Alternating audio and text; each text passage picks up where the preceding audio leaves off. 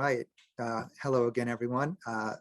Like Stacey said, it's been great working with Build a Better Book as a partner now for a while, multiple years.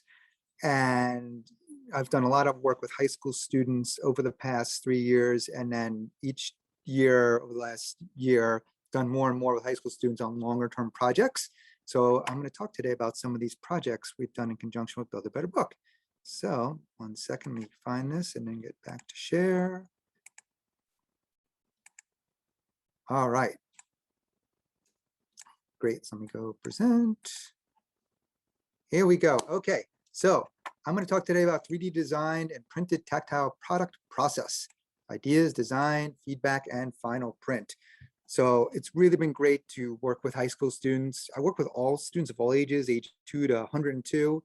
But I do have to say, working with high school students has really been great. Once they have an idea of kind of, even if something brand new, they get into it and they're engaged, can really do some amazing things. So I think for the, this new Build a Better Book NSF project, it's going to be amazing what we see out of the students and the whole process. So it's also been great in terms of finding collaborative partners. We've had a lot of great partners that we work with who have with visually impaired students, students completely blind, teachers visually impaired, teachers who work with kids who have hearing challenges, hard of hearing. So here's a couple examples. Classic brown bear, what do you see? This was Tactile Frog. This book was completed by a local high school student and actually provided to students who are young students who are visually impaired. The middle is the Tactile DNA, which was tested by a lot of different organizations around the world and has actually been printed in Australia by an organization that students who are visually impaired are using this Tactile DNA to learn more about DNA. And last, we have a local teacher who is completely blind. She teaches Spanish, and she needed a better way to interact with her students. So together with AP art students, we designed these tactile vocabulary cards that have tactile graphics, 3D printed tactile graphics, Braille. On the back also was a QR code for ASL. Great projects. Again, the emphasis here is on the partnerships that we've had to develop these projects. And that, we have time to kind of go from beginning to kind of this final project that can be used. All right, so the number one project I want to talk about today is the Hex Game. The Hex Game was developed by 2 high school students over 2 years. Now, even though this was a longer term project, had a lot of life to get to this final completion stage, you can work on this in a shorter amount of time. So over here, we have some of the kids testing out the Hex Game. And over here, we partnered with this St. Joseph School for the Blind, which is about a half-hour away from us in Mountain Lakes. And, it was great because feedback is so important. As throughout my presentation today, we'll look at feedback, and feedback is what drives, right, making this product in game accessible and inclusive. So I'm going to click on here. Wait, did it not work? Here we go.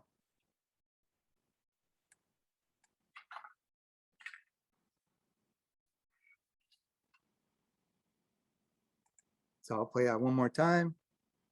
So here is the Hex Game in action. All right, so there's the Hex Game action, and I'll get rid of my, so that is the Hex Game. It's an inclusive and accessible 3D printed marble run puzzle that somebody who's visually impaired or completely blind could play by themselves or with their family members. Really important. So it was really important, again, having the feedback, working with St. Joseph's School for the Blind students and teachers, because they really help drive the final product. Okay, so we're going to talk about process. We're going to talk about ideas and key design changes, feedback, going beyond PowerPoint. Like Stacey was talking about the new project, like we want to be able to get these projects, this game, these tactile books to more than one individual, more than one family. How awesome would that be? Take advantage of the fact that 3D printed designs can be 3D printed anywhere in the world, whether you're in New Jersey, Turkey, Beijing, or Colorado. And really important, collaborators. How do you find them and how do you get started? Okay, so ideas, key design changes. So over here, the original feedback for the students, these two students, Joey and Quinn, who I have a picture of later, was think about what you like and review existing games and books.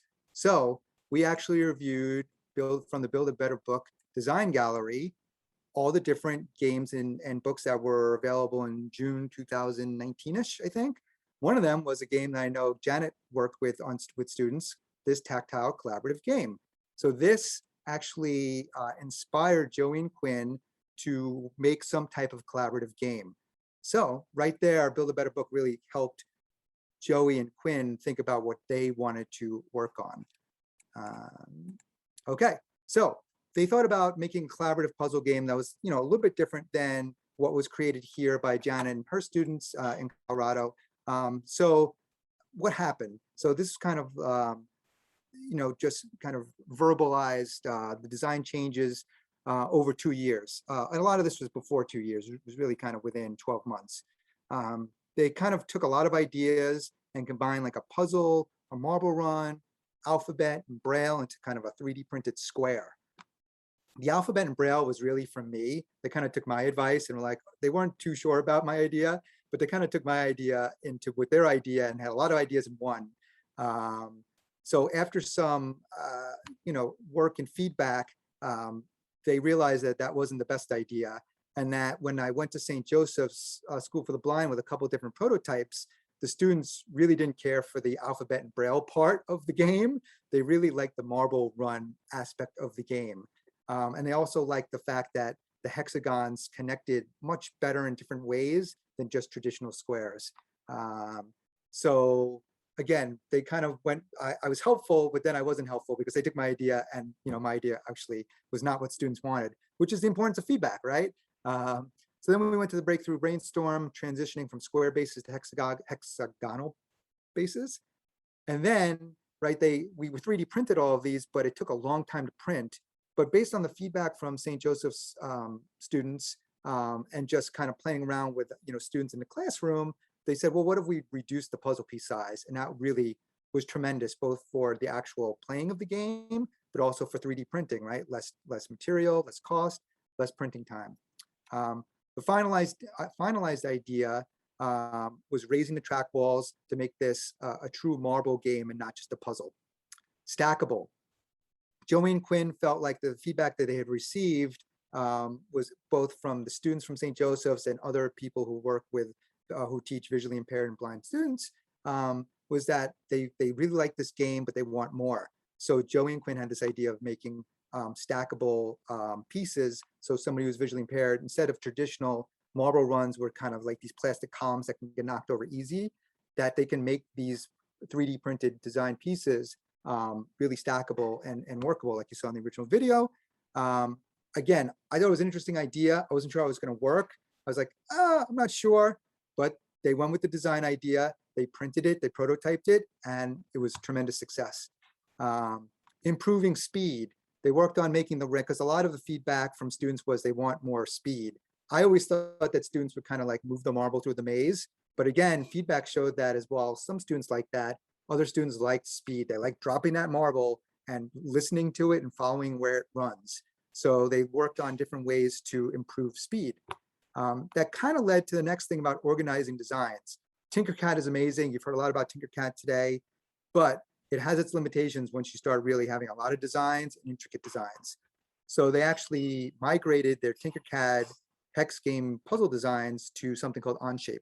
Onshape is great. It's free for students, free for educators, and it's cloud-based. No, you don't need a supercomputer at all, unlike something like Fusion or some other programs, and it's free for students, like I said, and it really helps kind of both improve the design because it's a more professional CAD program, and also helps kind of organize everything, especially when you're looking to make changes. And then finally, this kind of gets to the next wave of 4 years for Build a Better Book NF and SF projects. Production. How do you take this 3D design and say, okay, this is a great game. Okay, we gave it to 10 kids at St. Joseph's School for the Blind. They love it. We gave it to 3 other students in New Jersey. They love it. We gave it to, people in Australia were able to print it and they said, yeah, it has a lot of potential. Well, how do we get this to another organization and we want to print 50 of them. Well, I can't really do that at the public library. Like it's just not possible.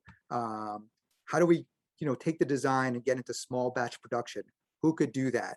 How can it be done? So that's kind of where we're at with the Hex Game. Hex Game is great. We just printed another 10 sets with a wonderful grant. Thank you, Build a Better Book. It's going to be in the hands of kids very soon. But how do we say, okay, we need to improve the design so it gets into even more kids' hands? And that's really the next phase. All right. If anybody has questions, just let me know. Yes, Onshape is really great. So these were kind of just like over 2 years. As again, the project took over 2 years, but it was in the middle of COVID. Joey, Quinn, and I had to work over Zoom for a long time, but it is possible. We did a lot of work over Zoom. They would do the designs. I would print it the home makerspace and leave the 3D prints for them to look at the public library, and then they would look at everything. And this was a process that went back and forth for a long time. Okay, next.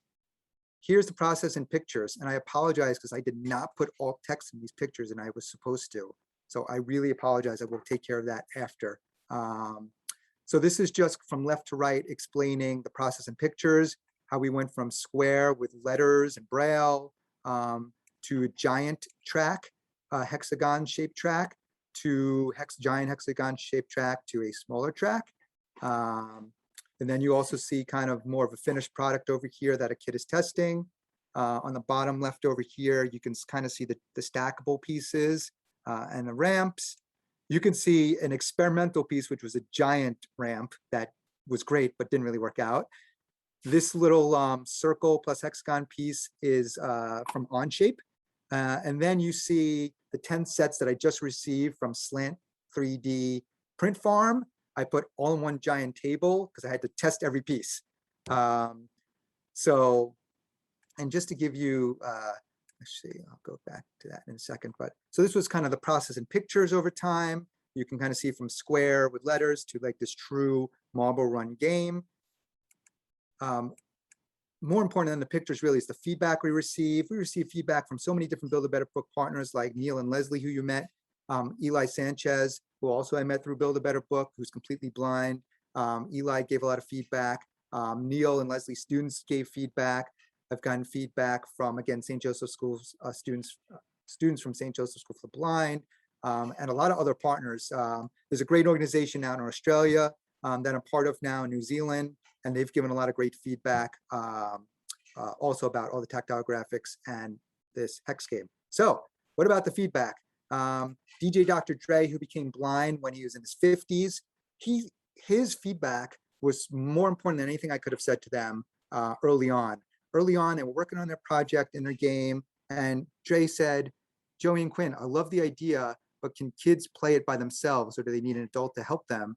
And Joey and Quinn thought for a second, and they're like, oh, well, kids, they can't really set up themselves. Adults have to set it up, look at the instructions. And DJ Dre said, well, it's a kid's game. You guys should think about making it accessible for kids to just kind of figure out on their own and play. And that set a light bulb off on, with them. And from there on, they really started understanding kind of how to make things more accessible and inclusive. And, it really was tremendous, just that little bit of feedback of Dre just, listening. And this was over Zoom for 3 minutes about their game. So you could see all these other different things. The kids love unique shapes. They love tighter fits. They didn't want loose fits. They love racing the marble. They wanted more speed. So a lot of great things, including Leslie, who said that, you know what, this is great for somebody who's visually impaired, but it also is good for someone who has CVI, which Leslie spoke about yesterday, and how Leslie could actually watch somebody play the Hex Game and make their own marble tracks on their own and just learn a lot by watching them build. So she thought it was great because so many times you have this kind of set standards and how you watch somebody with CVI kind of learn, but here it's kind of like Legos. It's kind of like a sandbox approach. So that got us thinking, like, now we should be reaching out to people who, work more with students who have CVI. And then Eli had a friend who works with kids who have autism. And she said, wow, you know what? I would like to test this out for a child who has autism who I work with. I think this would really help me connect with them. So just getting out in the world really opens up so many different ways for this project to, affect change, improve somebody's life. Beyond PowerPoint, again, it's really important for these projects to go beyond a PowerPoint presentation, right? It's good, but if you have the opportunity and time, like who can you actually reach? We've reached students from the Royal Institute for Deaf and Blind Children in Sydney, Australia, St. Joseph's School for the Blind, Jersey City, Build a Better Book, obviously, Leslie, Neil, and Eli, and their students that they work with. So all of these students have, oh, here we go.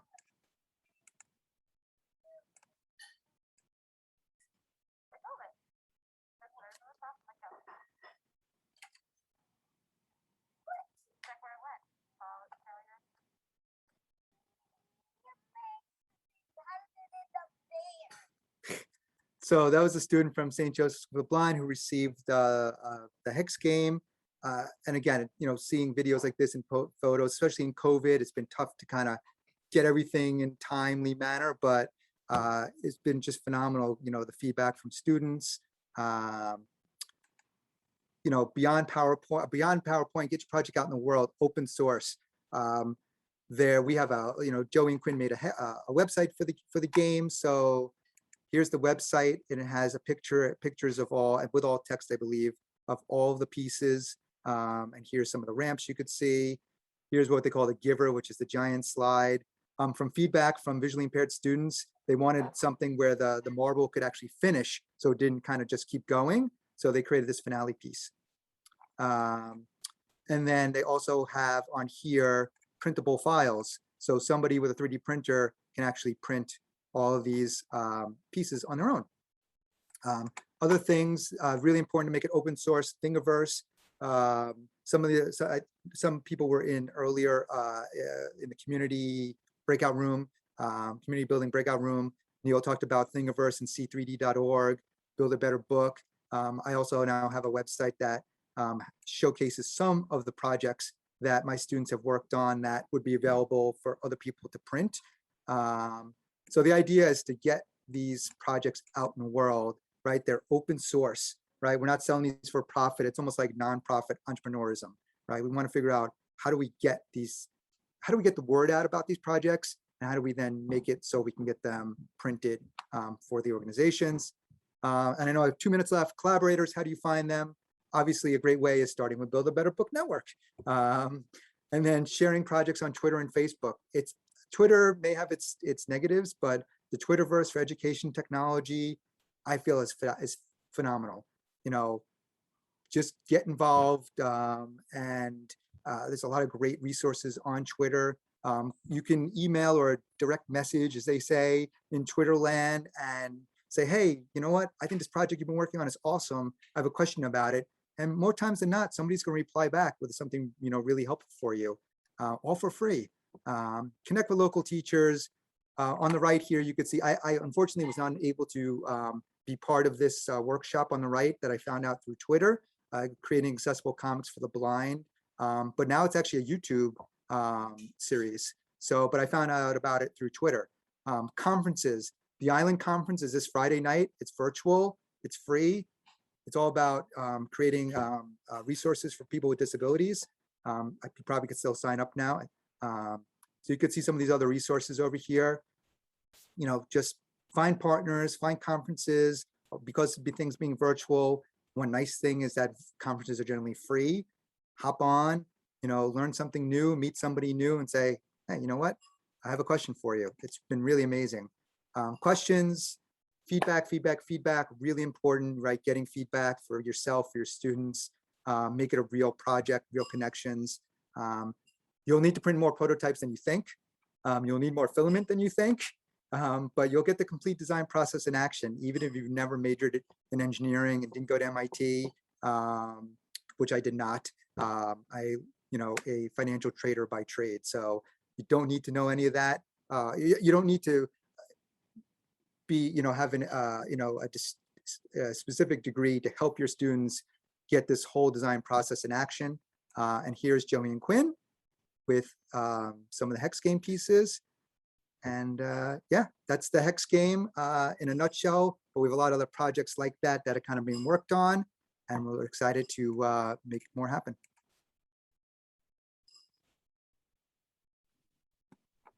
There we go, 20 minutes.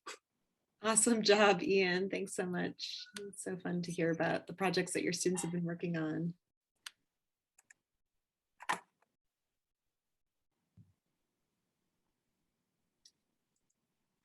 Gigi, are you going to do this as, do you want to pause recording or do you want to just I do it think as I'll one? just do this as one, just since Okay. all fundraising. So Janet, whenever you're ready. Take it away. Okay, great. I wasn't sure if we were taking a break for Q&A on that.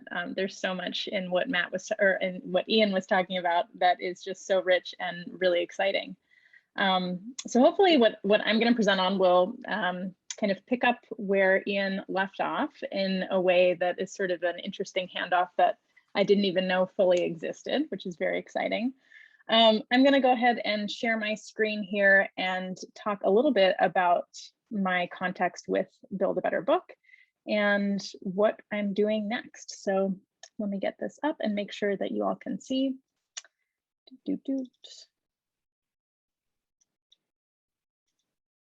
Okay, can everybody see my screen? Okay, great. As Gigi mentioned, I'm Janet Hollingsworth, and I am the Director of Makerspaces at the Possible Project, which is a nonprofit in Boston. Though I've been working with Build a Better Book for quite a bit longer than I've been working at the Possible Project. So I'm very new at this organization. I've just been there a few months now. So a lot of what I'm going to be talking about is future looking. So it's really exciting though, as well.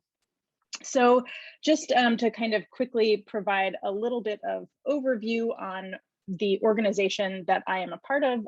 As I said, it is a nonprofit. We work primarily with underserved high school students, and we help them develop and potentially launch purpose-driven projects. That's really the mission of this organization.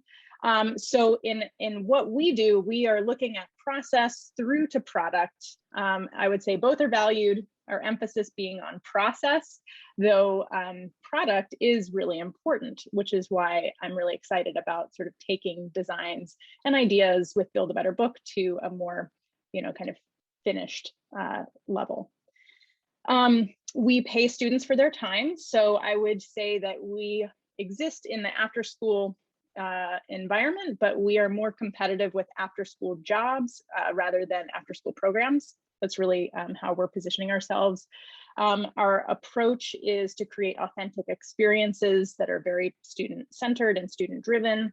And we develop our ideas. This is maybe like the most important thing that defines our approach.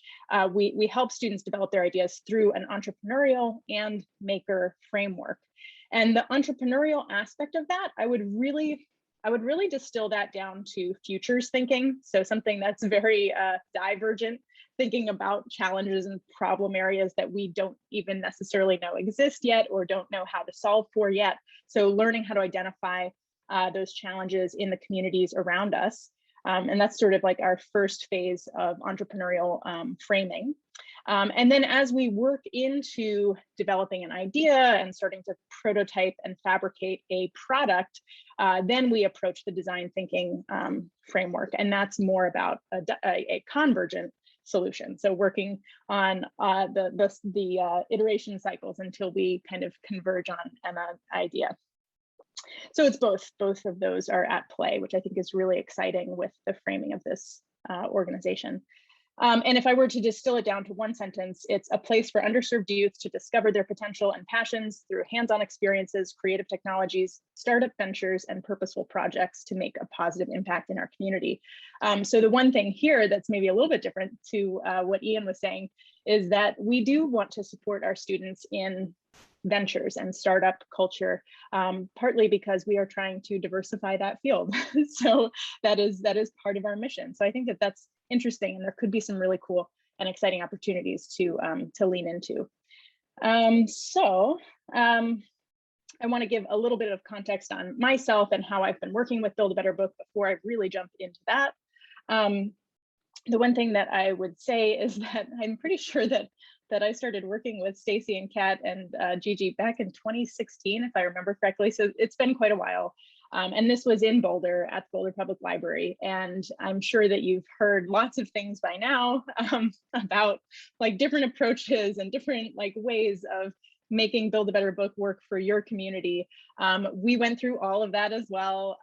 We started with standalone one-off workshops that were open to the general public. And anytime we kind of put a targeted age range in, it was usually like, 5 and 6 year olds that would show up. So we went through all the normal challenges that that come along with that, especially at public libraries. But we worked towards a 1-week intensive paid internship for ages 13 to 17, and that was really focusing on universal board game design. And that allowed us to really have a more substantive experience and take students further. Having that consecutive time was really valuable and important. And it was a very focused way to approach it. In the pictures that are in front of you here, I have some images of students, little snapshots from those workshops of students working on those board games that they developed and designed and prototyped, and they were so exciting, and they were also enormous. And like, I think each of the bases of the boxes for these board games were, what is that, like 18 inches by 12 inches by 5 or 6 inches thick, in order to put all the electronics on the inside for the conductive touch pads that helped you navigate through the board. Extraordinarily exciting for the students, but not very pragmatic for sending it or sharing it or reproducing it, or pretty much like any practical thing. So to Stacy's point earlier, it really was about the students' experience. It was about the students who were in the program and what they were going through in that design thinking cycle.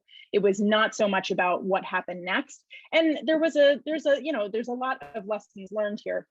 So the meaningful takeaways from the students, and we polled the students afterwards, the most important thing to the students, by far, like #1 thing, was working with and building relationships with clients and members of the blind and visually impaired community. Prototyping, hands-on, working, getting tools in their hands, that was extremely important as well. Celebration was really important, and sharing out the final games, in this case, with the greater community. And then I think we heard a number of students say that the stipend that we paid them was very important as well, because in this case, we were competing with summer jobs. The meaningful takeaways from our facilitators were that it was really great to do this as a concentrated week-long experience. We were afforded that opportunity, which we were very lucky to be able to do. Not every space can do that, but it did work very well, especially because students could leave things out and then pick right back up the next day and not lose so much of that heat loss. That just time happens, and suddenly students don't know where anything is located anymore. I know we've all experienced that. So that was really helpful. It was really meaningful as well to create an authentic experience, to infuse like purposeful making into exposure to creative technologies, and then to go basically like to get to digital through analog. So those were the main takeaways from the facilitators. And what I mean by that last part is that anytime, when we were introducing Tinkercad, we were teaching in clay first. And when we were, onboarding students to learn how to use Adobe Illustrator for the laser cutter, we were teaching them how to just cut things out of cardboard first, and to really demystify the making through that process. So again, all of that was very much centered on the students' experience in the program. The areas for improvement or iteration, I think that this just is important to take a moment to at least recognize that we ask our students so often to be to be so agile to the design thinking process. It's really important that we are too, and that we provide space and room and time for iterating our program. So as I mentioned, I've been part of the Build a Better Book network since 2016. It hasn't looked the same way twice. And that's really exciting, because that means that we're figuring out how to make it more meaningful, more engaging, more impactful for our community and for our larger, ecosystem. So one of the things that I want to really focus on here is these kind of two main themes. One is moving out of silos and into community, and that's been touched on by a number of folks here, and I know Ian was talking about that as well. But how do we leverage the Build a Better Book network? And I'm really thinking about that right now as I'm starting this new position at a new organization that has some interesting alignments here. And how can we support student sharing with each other to test, advance, and refine designs? So really thinking about like how we cross collaborate. So, and I'll get into some of the potentials here in just a minute. The other big area for iterating the program is, how do we move a prototype along to a more finished product?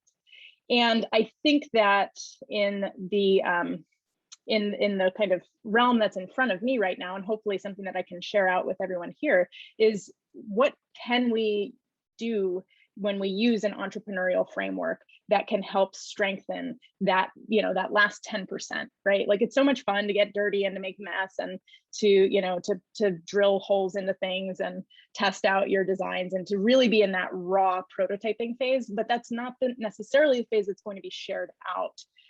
Or it's not even necessarily going to be shareable. So how do we use an entrepreneurial framework to help refine that and inform that process? And then how do we incorporate engineering testing, right? So thinking about, even the things that Ian was talking about with packing, like packaging design, like how did the Hex game like stack within the box that it might get sent out in. Now, I know that a lot of what Ian was talking about was a very open source, really shareable format for that particular game. But there's also, another possibility here of a game becoming something that could go to market that's just universal design. This is a game for everybody, so I want to play it. So I think that there's a lot of power there. And then is there a marketplace that we can use to share this content beyond the workshop that the students are in, or the makerspace that the students are in? And how do we support student ventures across the Build a Better Book network? And so because student ventures and student startups are part of what we do here at the Possible Project, there could be some interesting opportunities that unfold as we move forward, really supporting student-driven design ideas. So I want to give an example of something that students have done in the past here, and to just kind of like see where we can thread things together. But going from prototype to product, this is something that the Possible Project does. This is something that we do. So shown here in this picture, it's a pop-up card of a game controller, kind of a vintage game controller. This was a collaboration with Love Pop, which they are a company that develops pop-up cards. But a student designed this one. They were an intern through the Possible Project. We partnered with Love Pop, and a student designed this game. He was a gamer, and he or designed this card as a gamer. And so the company picked up this design and they added it to their website. The student, Ivan, gets royalties off of every sale. So there's just this like real world engagement that happened. Also, pop-up cards have this great potential to be very tactile and very experiential in other ways than just visual. And that wasn't even part of this partnership. I think that there's amazing opportunity here for something even bigger and better to develop. So in the Possible Project, the way that like we frame things, the entrepreneurship program takes 3 to 5 years. So we want students to be engaged with us to 3 to 5 years. And we break that down into kind of 3 main buckets, like the themes being discover, ideate, and incubate. So a student is going through this really intensive, after school experience where they're learning how to start, how to identify a project, like a problem area in our community, how to develop a product around solving that problem, how to iterate the design, and then how to turn it into a business. So they're doing that over the course of 3 to 5 years. They could, pick up on something like Build a Better Book, some of the, tactile picture books, or the game designs, or something else that they consider, through universal design. And they might want to turn that into a product that they return to over the course of the entrepreneurship program. In addition to that, the way that we really imagine onboarding Build a Better Book is through a deep dive. And deep dives are offered concurrently during the entrepreneurship program to students as these kind of like 20-hour intensives. And so these are usually a week long, they're fast and furious. We partner with field experts. And that, like I said, that's how we're going to pilot this program. So I could imagine a student attending this deep dive and then returning to it during the incubate portion of the entrepreneurship program, which would be in their senior year of high school going to the year past senior year. So that is really exciting to think about. Some things that I just kind of want to mention, I know I don't have a ton of time left, but some things that I just want to mention. This is really exciting because we've got access to some pretty spectacular equipment. Now, it's really important to be able to do things and prototype with cardboard and very, kind of low end tools and low, like that just ease of accessibility, right? Like that's really good to not have a high barrier to entry. But there's a couple things I want to just mention here. Okay, so the special equipment that we have, one of the highest pieces of equipment that we have that I think has the most relevancy to Build a Better Book is our direct to substrate printer.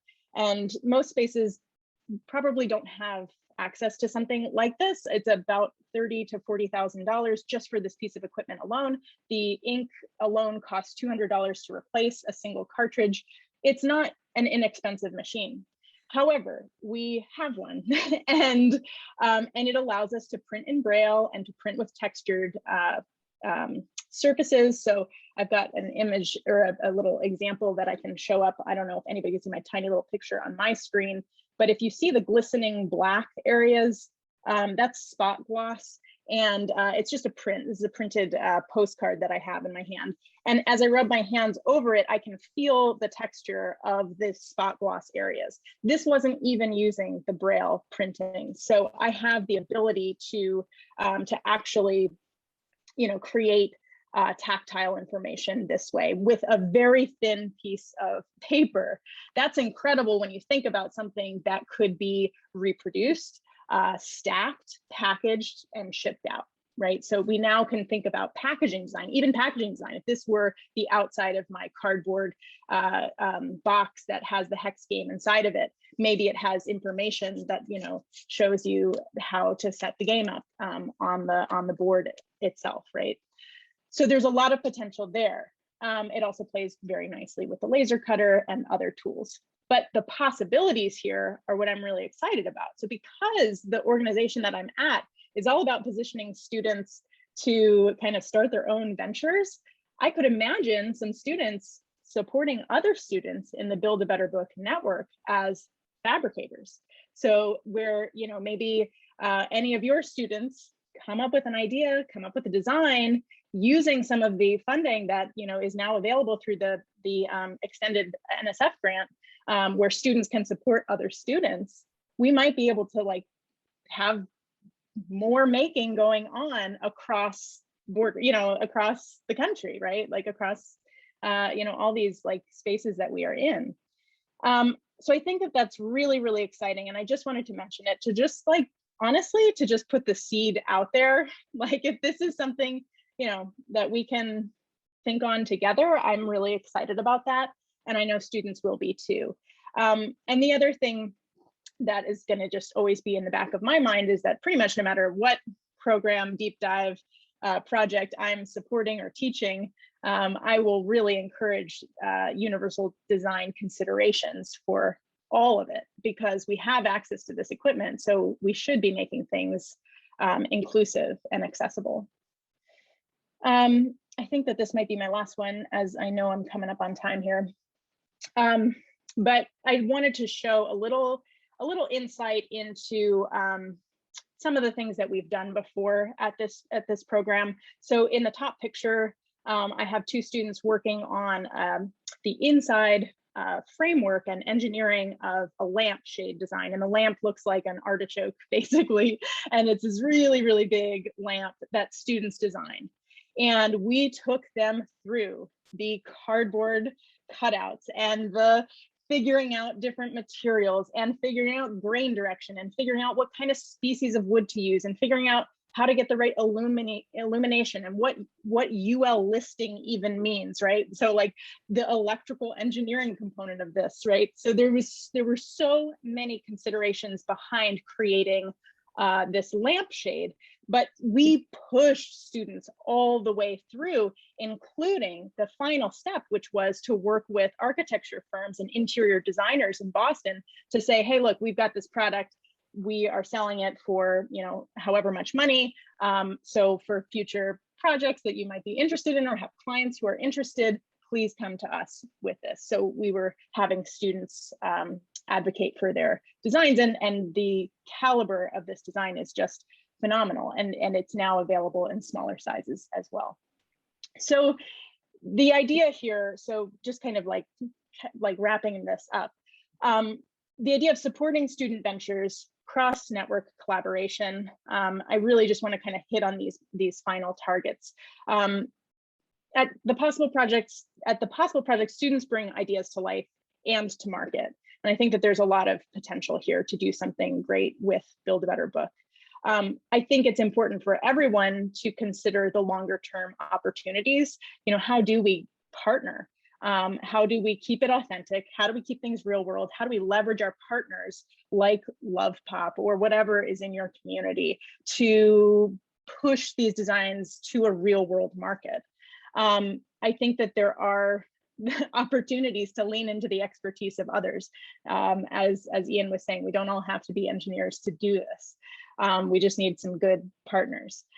And so with Build a Better Book, we are going to be adding these opportunities for students to bring designs to a more inclusive and accessible audience, and to support that robust cycle of design thinking through market-ready fabrication. Because as soon as students see like that they could make money from some of these ideas that they have, that might be another incentive and another motivator to take an idea to that, you know, to finish that final 10%, to get something into a package, into, you know, get that brand logo designed and get it out into the real world under kind of the umbrella of universal design. So I think that let me stop sharing here. And oh, I have to apologize because I couldn't see the chat box. So let me just kind of catch up on that. But anyone, any questions? I'm for either of us, for anyone, I'm happy to try to answer.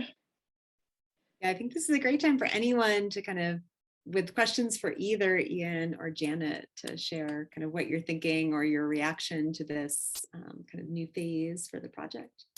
Oh, Ian's asking about Kickstarter.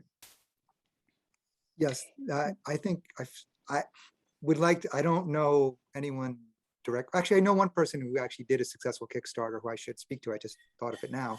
But I feel like Kickstarter is a good program, possibly for the new Build a Better Book phase going forward. And just like Jana was speaking about the for-profit approach, you know, I feel like there is a nice hybrid. We'll call it the Warby Parker approach, possibly, which happens to be my glasses.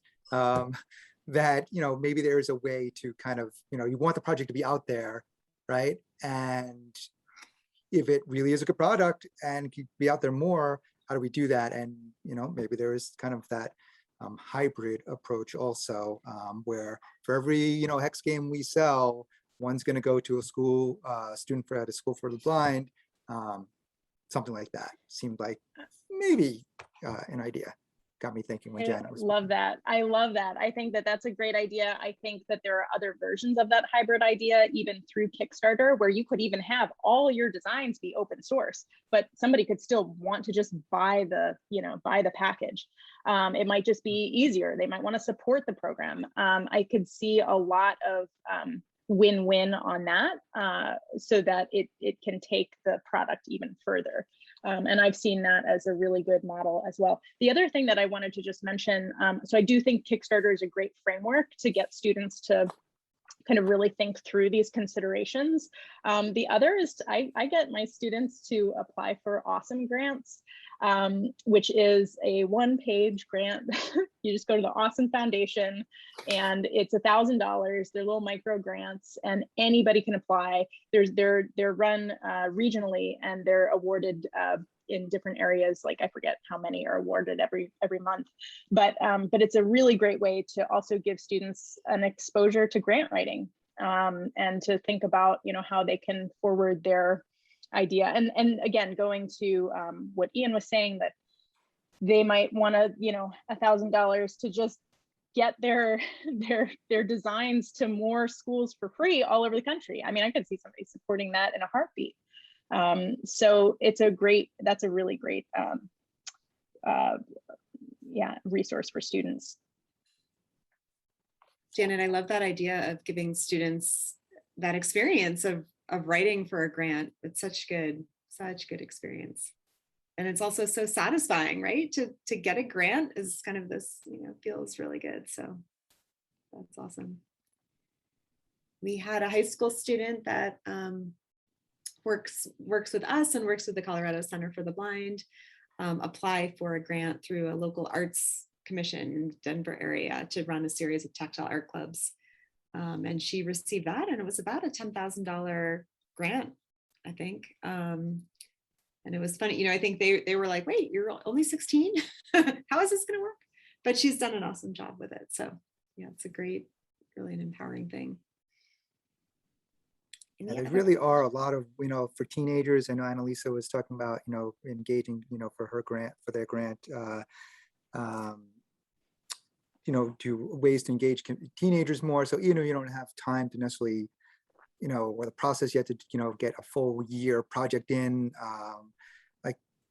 like even if they work on smaller projects, there's a lot of design contests and challenges out there, you know, because teenagers, as much as it'd be great to say there's no competition at all, you know, sometimes some students like that. And, you know, at the very least, it's kind of like, well, here's, you know, you're working on this anyway, you know, here's a challenge, whether it's Instructables or Tinkercad, or I told Joey and Quinn, I don't know if they're going to do it because they just went to college and, you know, they got college stuff to do, but there's something called the IXD design or IX design. I always forget the name, but it's like a real design challenge competition, global design challenge competition. But I said, you know, the Hex Game's really good. Like, it's worked on it for a long time. You should submit it there, you know, spend a little bit of time to fill out the application and the photos, and you'll learn a lot from it by just applying. And who knows, maybe you'll, you know, win something or earn an honor. But I think there's a lot of those types of challenges and competitions out there that without committing a ton of time, kids would really, you know, learn a lot through that process. Ian, I think that that is, I don't know, can you guys hear me okay? Okay. Yes. I was just making sure. So this is Amanda. I was thinking of the same thing. We've been working with an organization partnered with the Henry Ford Museum called Invention Convention. And so we're a regional hub where the same thing, we ask students to look for problems in their own lives or things like that. And then they design something and they prototype, but it's still that sort of like elementary level, even though like it's that beginning level. So I think something that you're talking about here too, like both those contests or your program, Janet, I think that it's a good reminder for us to keep reminding our students that it doesn't stop like at the cardboard, and it doesn't stop now. Like you can continue to develop and refine and keep getting your ideas out there. So thank you so much for both of you for the information. Great.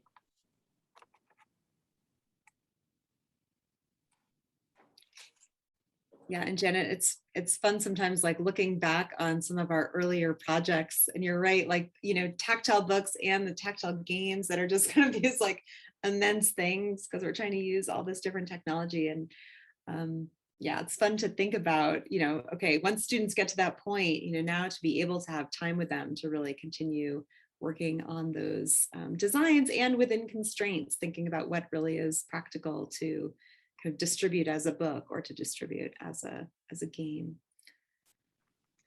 Yeah, and I think just to kind of piggyback on all of this, that I want to stay connected to this network so closely, because I really do think that the possibility of, you know, having some of my students do the packaging design for you know, Ian's students, like that can happen, and that is a real network, and that's really authentic. That's like really, really authentic learning, because no one person usually does all of those things.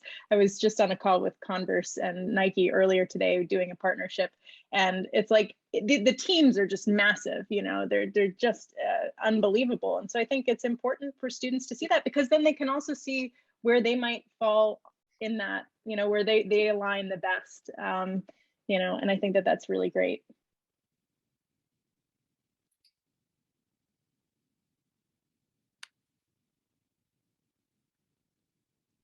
That is really, really fun to think about the potential. I think it's really exciting as we embark on the next few years, especially with so much activity happening across the network, and then especially at these hub sites that we're going to have. It's really exciting to think about how we can get kind of really prompt collaboration across those sites and think about where that can go. So very exciting.